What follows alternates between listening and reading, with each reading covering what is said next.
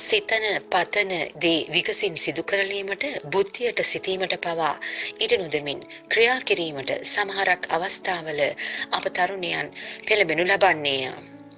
ඉන්පසු පසුතැවෙන්නෝය. අල්ලාහ් තාලා අපට දුන් මෙම තාරුණ්‍ය අර්ථ වශයෙන්ම මහඟු භාග්‍යයකි.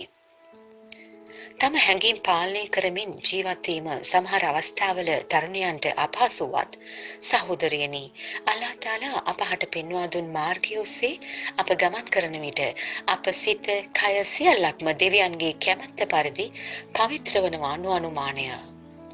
දයාබර සහෝදරයනි, ඒ තාරුණ්‍යයේ අප ගත කළ ඒ පවිත්‍ර ජීවිතය සඳහා දෙවියන් වහන්සේ අප අනාගතයේ අලංකාර කිරීම නොඅනුමානය.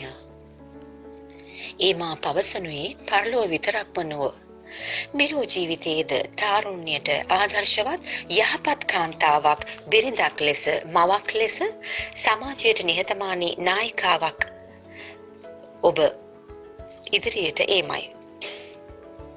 සමාජයට නිහතමානී නායිකාවක් ලෙස ඔබ ඉදිරියට ඒමයි.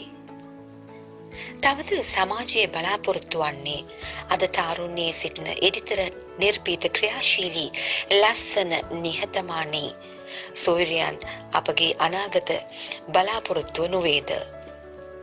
ඉන්ෂා අල්ලාහ් ඒ අනාගතය ඔබ වෙනුවෙන්ම බලාපොරොත්තු ඇතුව බලා සිටින බව වගකීමෙන් යුතුව සිතට ගන්න. එම නිසා අල්ලාහ්ගෙන් ඔබට ලැබී තිබෙන ආශිර්වාදය නිසි ලෙස ප්‍රයෝජනයට ගන්න. අල්ලාහ් තාලා සතුට, තෘප්තිය ලැබෙන ආකාරයෙන්ම සියලු දෙනාගේ යහපත් දුආ ප්‍රාර්ථනාවන් වලටද ලක්වන අයුරින්ද කටයුතු කරන්න. ඒ අනාගතය ලස්සන කරන්නට මා ඔබට ආරාධනා කර සිටින්නෙමි. සදා ඔබට ජය, දයාබර සොයුරියනි.